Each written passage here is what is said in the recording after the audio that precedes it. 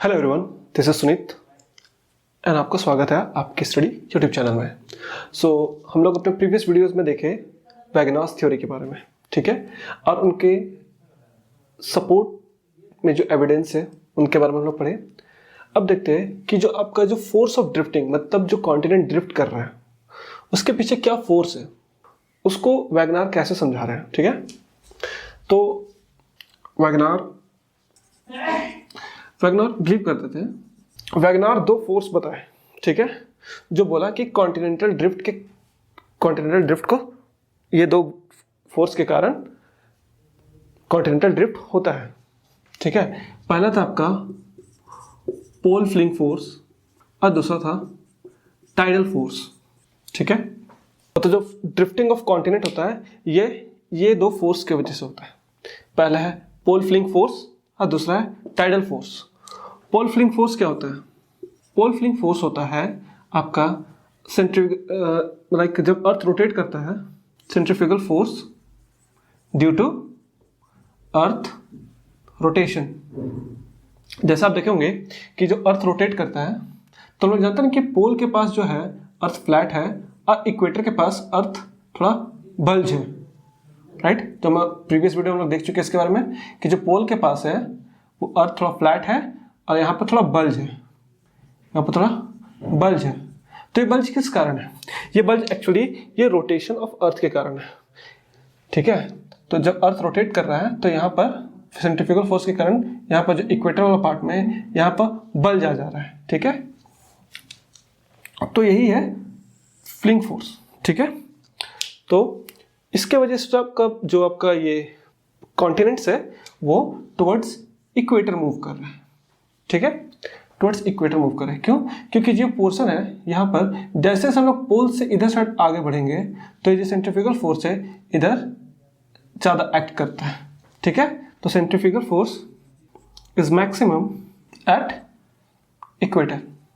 ठीक है, जैसे हम लोग पोल से इक्वेटर साइड बढ़ेंगे तो इधर क्या हो रहा है कि आपका जो सेंट्रीफ्यूगल फोर्स है वो इंक्रीज कर रहा है। ठीक है, जिसका कारण जो कॉन्टिनेंट है वो टुवर्ड्स इक्वेटर मूव कर रहे हैं। ठीक है, और सेकंड है आपका टाइडल फोर्स। ठीक है, टाइडल फोर्स में ये है कि जो आपका ओशियंस है, मतलब जो आपका जो फोर्स ऑफ ग्रेविटी है due to sun and moon, due to moon and sun, moon का काफ़ी ज़्यादा इफेक्टिव है बट सन का उतना ज़्यादा इफेक्टिव नहीं है। ठीक है, तो जो फोर्स ऑफ ग्रेविटेशन लग रहा है मून और सन के कारण, जो आपका ओशियंस में टाइड लाता है, वो भी एक रीजन है ड्रिफ्टिंग ऑफ कॉन्टिनेंट का। ठीक है, ड्रिफ्टिंग ऑफ कॉन्टिनेंट का। ठीक है, पहला है pole fling force and tidal force, ये दोनों रीजन है फोर्स ऑफ ड्रिफ्टिंग का। ठीक है, ये आपका बिलीफ था वैगनार का। ठीक है, वैगनार का ये बिलीफ था, बट बहुत सारे साइंटिस्ट चीज से सेटिस्फाइड नहीं थे कि ये दोनों इतना इफेक्टिव नहीं हो सकता है।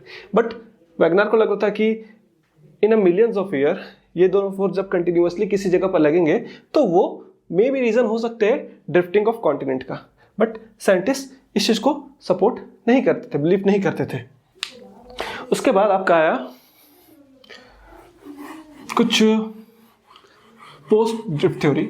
ठीक है, पोस्ट ड्रिफ्ट, जैसे कि जब वैगनार अपना थ्योरी दिए थे उस समय जितने भी जो आपका एविडेंस थे वो कहाँ से लिए गए थे? सारे के सारे आपका कॉन्टिनेंट्स पार्ट से लिए गए थे, चाहे वो डिपोजिशन हो, ठीक है, फॉसिल्स, एंटिलाइट्स, वो सारे कहाँ के थे?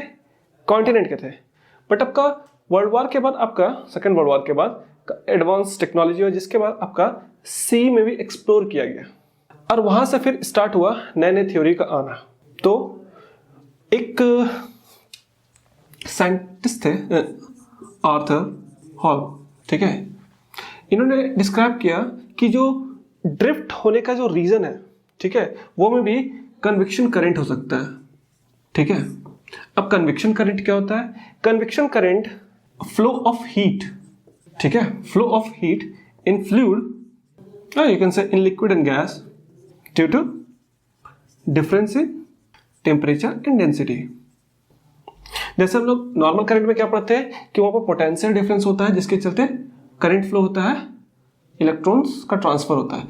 यहाँ पर भी क्या होता है, जो कन्वेक्शन करंट होता है ये आपका लिक्विड एंड गैसेस में होता है। यहाँ पर भी आपका एक्चुअली मूवमेंट ऑफ मैटर्स ही होता है।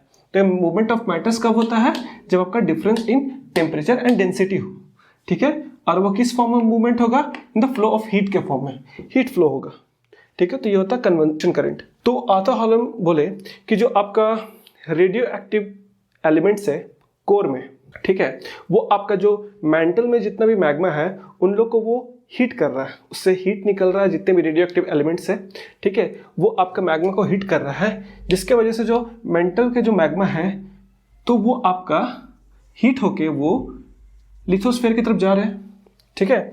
अब लिथोस्फीयर की तरफ जा रहे हैं, उसके बाद तो आपका लिथोस्फीयर में जितने भी लिथोस्फेरिक प्लेट्स है वो इसी फ्लो ऑफ हीट के कारण ये मूव कर रहे हैं, ठीक है। ये जो हो रहा है उसका फिर क्या होता है, ये मूव होके ये फिर कूल डाउन होके ये फिर वापस आ जाता है और ये करंट सिनेरियो चलता रहता है। तो इसी के वजह से जो आपका जो कॉन्टिनेंट है वो आपका मूव करता है, ठीक है। ये रीजन आर्थर हॉलम्स दिए इन 1930s में, ठीक है।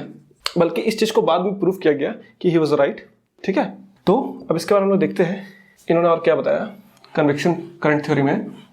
कन्वेक्शन करंट थ्योरी, इसमें क्या था कि जो आपका रेडियो एक्टिव एलिमेंट्स है, elements with in core generates heats which heats up magma with in mental causes magma to rise which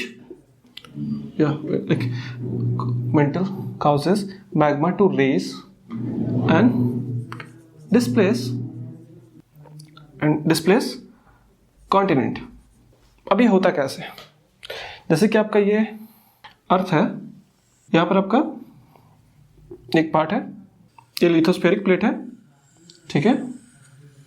उसके बाद ये मेंटल है, ये आपका लिथोस्फेरिक प्लेट है, ठीक है। और यहाँ से ये आपका रेडियो एक्टिव एलिमेंट कोर है, ये कोर है, ठीक है। यहाँ से आपका हीट जनरेट हो रहा है, ठीक है, यहाँ से ये हीट जनरेट हो रहा है, ठीक है। और यहाँ पर जो मैग्मा है, ठीक है, मेंटल में, यहाँ से क्या कर रहा है, रेज हो रहा है, ठीक है। और जहाँ पर ये जो आपका एलिमेंट्स मैग्मा है जहाँ पर रेज हो रहा है, ठीक है, जहाँ पर रेज हो रहा है वहाँ पर डाइवर्जेंट बाउंड्री है और वहाँ पर आपका रिज बनेगा। रिज के बारे में तब पढ़ेंगे जब आपका हम लोग ओशन का मैपिंग के बारे में पढ़ेंगे, ठीक है। ये ओशनिक फ्लोर है, ठीक है। तो यहाँ पर जो आपका एक रिज एक्चुअली लाइक आपका जो लोग पढ़ते हैं वो एक माउंटेन रेंज फॉर्मेशन है, ठीक है, उसका हम लोग पढ़ेंगे। तो ये आपका जहाँ पर डाइवर्जेंट प्लेट है वहाँ पर आपका रिज फॉर्मेशन होता है, और जहाँ पर कन्वर्जेंट बॉन्ड है, जहाँ पर मतलब आपका जो ये जो हीट है जो आपका फेल हो रहा है, लाइक मतलब कूल डाउन होकर डाउन हो रहा है, वहाँ पर आपका कन्वर्जेंट बाउंड्री होता है और वहाँ पर ट्रेंच फॉर्मेशन होता है, ठीक है। यहाँ पर रिज फॉर्मेशन और ट्रेंच मतलब लाइक अ डीप होल, ठीक है। तो ये दोनों जगह पर क्या होता है, यहाँ पर आपका ट्रेंच का फॉर्मेशन हो रहा है, ठीक है। ये दोनों ट्रेंच है, ठीक है। जहाँ पर आपका हीट रेज होता है, ठीक है, वहाँ पर आपका रिज का फॉर्मेशन होता है कन्वर्जेंट बाउंड्री में, डाइवर्जेंट बाउंड्री में यहाँ पर, ठीक है। डाइवर्जेंट बाउंड्री इसके बारे में लोग और पढ़ेंगे, ये होता है क्या, डाइवर्जेंट बाउंड्रीज और कन्वर्जेंट बाउंड्रीज। और यहाँ पर कन्वर्जेंट बाउंड्री, ठीक है।